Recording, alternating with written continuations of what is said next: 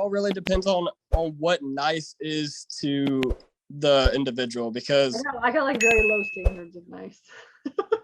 like, I have to go out there every morning at 9 o'clock and pick every little speck of trash every day, and I got that 2 times a day, one at the end of the day and one at the beginning of the day. And so there's different standards for different facilities, and yes. Okay, all right. So this is what it looks like. This is the facility. It's a good looking facility, I think. So basically go into like from the deal analyzer how you filled this out, or like, and then like actually tell us, the as is current state with the numbers. Okay, so I went through, everything was honestly quite easy to fill out. It was kind of easy, especially with the list that Stacy gave me to send. Mm-hmm. So that was very easy. And then everything that the owner could answer on the list, of course, I put into the deal analyzer. And did he give you the purchase price?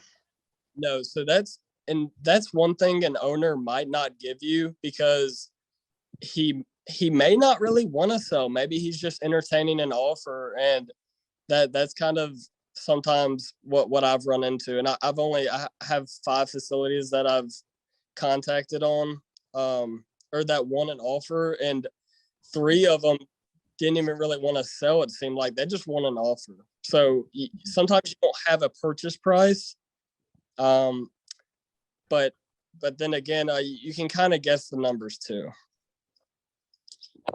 Okay, good. Okay, so we're gonna say we don't know what the purchase price is right now, because I know we could discuss that. The loan terms, essentially, this is just basically based on, is it an income producing property or is it a mismanaged facility? Because mismanaged facilities, essentially, you won't be able to go to a bank and get a loan. And if it's an income producing property, then you will be able to go get a loan, so you can run the numbers on that. So I don't think he really probably touched this, but typically, I mean, right now you're seeing 5% for 20 years. I mean, I would say on average, that's kind of what you're getting. So you could always just put those numbers in and run it on that if you know it's an income producing property. Now, he didn't know it was he didn't really know it was an income producing property until he started putting the numbers in. So obviously it's, and we ran the numbers at a 10 cap. And you guys tell us, would you run the numbers for something like this at a 10 cap, at a 9 cap, at an 8 cap? Because if we ran the numbers at an 8 cap, which it might appraise at an 8 cap, we don't know what we don't know what the appraisal is going to come back at. But it is kind of like you said, it's a tertiary market, smaller city right outside of Mobile. What number is that? Now the market is crazy right now, so we might be able to get an 8 cap for this thing, but we were just running it at a 10 cap is what we were doing. So, and then if that makes sense, and then the receipt, the annual income, we have $74,000. So that's what he's making, right? 74,000. 150, yeah, 153 units, and it's a total of $17,200. And he is 15% vacant, so he's not 100% full. Okay. Did he say anything about this? About it not being full? Yeah. Not much, but I would blame it on improper management by the manager not answering the phone. And why does he even have a manager for this? It's only 150 units. I don't know. Well, what a waste of money. That's how they ran around here. Mm-hmm.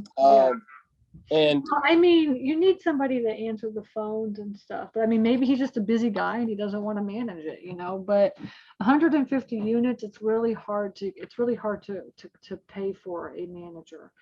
I would say upward over 200, 250 minimum, so, but, and like you said, you have 400 units and you get bored in the middle of the month. Right.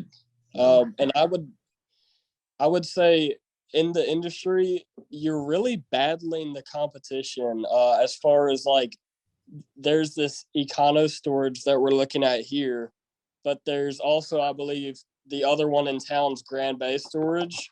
Mm-hmm.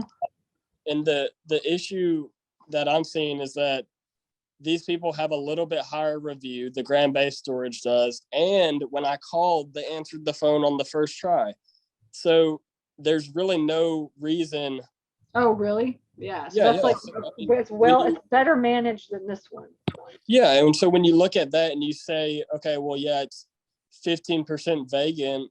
Well, no one's answering the phone, and they're just going to go to the next facility. That's kind of how it works in the business. They're not going to just wait for you. They're just going to go right down the road.